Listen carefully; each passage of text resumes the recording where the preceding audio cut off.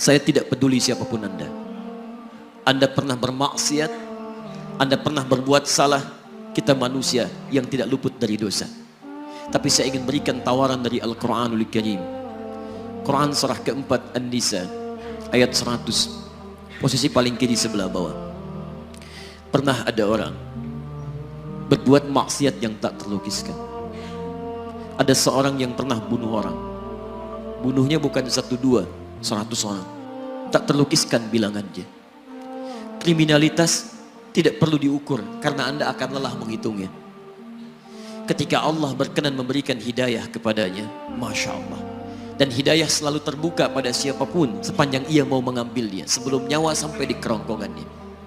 Tiba-tiba datang ia pada seorang alim dan berkata, saya ingin berubah. Alim ini kemudian menyampaikan pada orang dimaksud, Anda bukan berarti tidak bisa menjadi orang baik. Hanya Anda tinggal di lingkungan yang tidak mendukung Anda jadi baik. Keluarlah dulu dari tempat itu. Pergilah ke majlis ilmu si fulan, tempatnya ada di sana. Datang ke sana, belajarlah, dan Allah akan bimbing Anda berubah dari keburukan menjadi orang yang terbaik. Didengarlah nasihat alim ini. Berangkatlah orang dimaksud, menempuh perjalanannya. Tiba-tiba Masya Allah, belum sampai ke tujuan, di pertengahan jalan, konon disebutkan lebih sejengkal, tiba-tiba maut datang menjemputnya. Thumma yudrikul maut. Apa yang terjadi? Langkahnya dihitung sebagai ibadah. Dalam terapnya dia beristighfar, tobat kepada Allah subhanahu wa ta'ala. Taubat yang menghadirkan cinta Allah subhanahu wa ta'ala. Quran surah kedua ayat 222 di ujung ayatnya. Innallaha yuhibbut tawwabin. Allah mencintai orang-orang taubat. Dan cinta Allah menghadirkan ampunan bagi seluruh dosanya. Quran surah ketiga Ali Imran ayat 31, paling kiri sebelah atas. Qul in kuntum tuhibbunallaha fattabi'uni yuhibbukumullah. Allah cintai orang yang mau taat pada Rasulnya. Lihat, ketika Allah mencintai seorang hamba, wa yaghfir lakum dzunubakum, Allah ampuni seluruh dosa-dosanya. Derap langkahnya menghadirkan istighfar, taubatnya menghadirkan cinta Allah menghadirkan seluruh ampunan bagi dosa-dosa yang ia miliki. Maka apa yang terjadi? Di tengah perjalanan maut menjemputnya, thumma yudrikhul maut faqad waqa'a ajruhu 'ala Allah. Dan pahala diberikan kepada orang tadi. Di jalan, maaf, maut datang, taubat diterima, dosa diampuni, dan amalan didapati dengan derap langkahnya. Maka apa yang terjadi?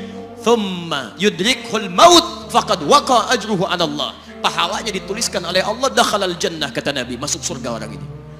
Anda bisa bayangkan, pernah bunuh orang 100 orang, mabuk tak terlukiskan, kriminalitas tak perlu dihitung. Ketika dia mau bertobat, datang ke majlis ilmu, Masya Allah, meninggal di tengah jalan, kata Nabi, dakhalal jannah. Bertobat diampuni dosanya, derap langkahnya ada pahalanya, dakhalal jannah. Turun ayat untuk melukiskan tawaran yang sama kepada kita. Wa may yuhajir fi sabilillahi yajid fil ardi muraghaman katsiran was'a. Siapapun yang mau berubah kembali pada ketentuan jalan Allah, kalau dia masih punya batas-batas kehidupan, kami akan berikan kelapangan di sisa hidupnya dan kelimpahan-limpahan kenikmatan selama dia hidup. Wa may yakhruj min baitihi muhajiran ilallahi wa rasulih. Namun bila ada di antara mereka baru ingin berhijrah, ingin berubah jadi lebih baik dalam pandangan Allah dan Rasulnya, tiba-tiba thumma yudrikul maut, baru keluar dari tempat dia tinggal, belum sampai ke tempat dia belajar, datang maut menjemputnya. Faqad waqa'a ajruhu 'ala Allah. Kami terima semua amalnya, kami ampuni dosa-dosanya, dan kami tuliskan namanya di dalam surga. Bila 100 orang saja yang pernah dibunuh oleh orang ini, pernah bunuh 100 orang, mabuk tak terlukiskan, kriminalitas tak terhitung, mau berangkat ke majlis ilmu, tak sampai ke majlisnya, meninggal dia, bisa masuk surga. Masa Anda yang tidak pernah bunuh orang? Ada yang pernah bunuh orang di sini? Boleh angkat tangan? Ada polisi di sini, langsung saya sampaikan insyaallah. Anda gak pernah bunuh orang, Anda tidak pernah mabuk, Anda tidak pernah berbuat kriminalitas seperti orang dulu. Salah, wajar, tapi pintu tobat terbuka untuk kita semua. Masya Allah, bedanya dengan orang tadi belum sampai ke majlis ilmu, Anda sudah hadir di dalamnya, langsung di rumah Allah, diberikan tempat yang terbaik, dan kita akan belajar. Kalau dengan semua ini belum mempermudah Anda ke surga, dengan cara apa lagi Allah mesti mengantarkan Anda ke surga? Kalau dengan duduknya Anda di sini belum mau juga bertobat, dengan cara apa lagi Allah harus membimbing Anda bertobat? Kalau dengan seperti ini belum juga Anda taat kepada Rasul, dengan cara apa lagi Allah mesti meyakinkan Anda untuk taat kepada Rasulullah SAW?